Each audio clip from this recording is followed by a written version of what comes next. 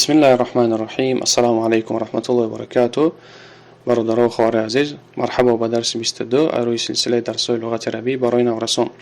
مؤلف ميجا الدرس الثامن، درس حشتم رقم حشت مشوا 8 حشتم الثامن.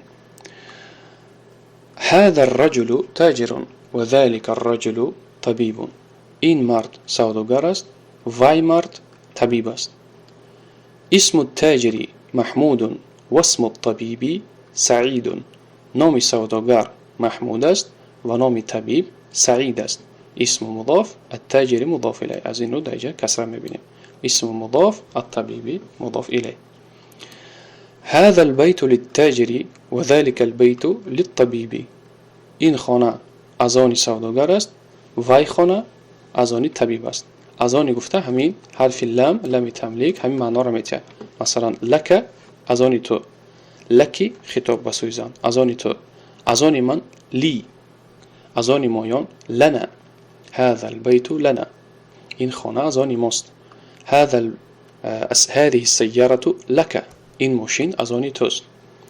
یعنی اگر رفته و خطاب کردیم به همین حرف لام سخن جمله بافی کردیم، همین جمله را شما میتونید استعمال کنید.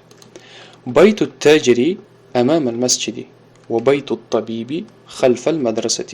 خانه سوداگر در پیش مسجد جایگیر است و خانه طبیب در قفای مدرسه جایگیر است.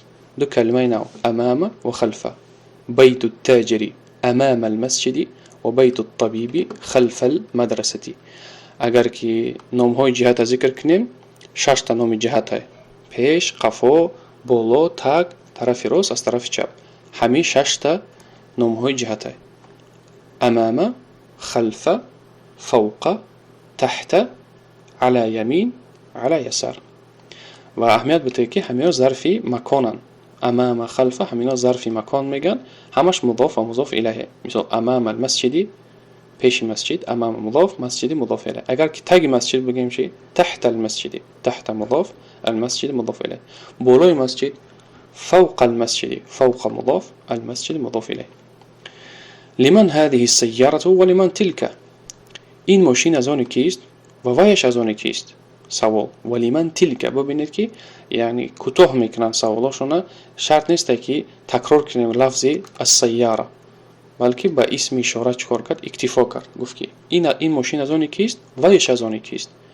لمن هذه السیاره ولمن تلک. هر قدر شما کوتاه میکنین سخنتون هم قدر خوبه. مثلا با تکرار که نشوه هم قدر بروتر از زبان شما. وقتی که شما تکرار نمیکنی کلمه را، میشید گفته که لمن هذه السيارة ولمن تلك السيارة. یکی اکتفا کرد با اسم اشاره تلك، گفت ولمن تلك. هذه السيارة للطبيب وتلك للتاجر.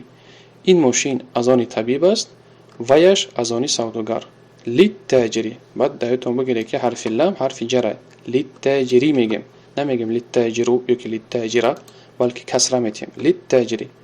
هذه السيارة من اليابان وتلك من امریکا. این ماشین از ژاپن است، ویش از امریکا. اهمیت بده که من الیابانی حرف بگیم کلمه ژاپن کسره میگیره. من حرف جر، الیابانی کسره در آخرش پیدا میشوه به سبب حرف جر من. اما امریکا کسره پیدا نمیشوه. کسره داره و لیکن کسرش از جهت تعذر، عذرای الف ممدودش میگن، الف درازه نمایان نمیشوه. یگان حرکت از همین رو یگان حرکت در پیدا نمیشوه.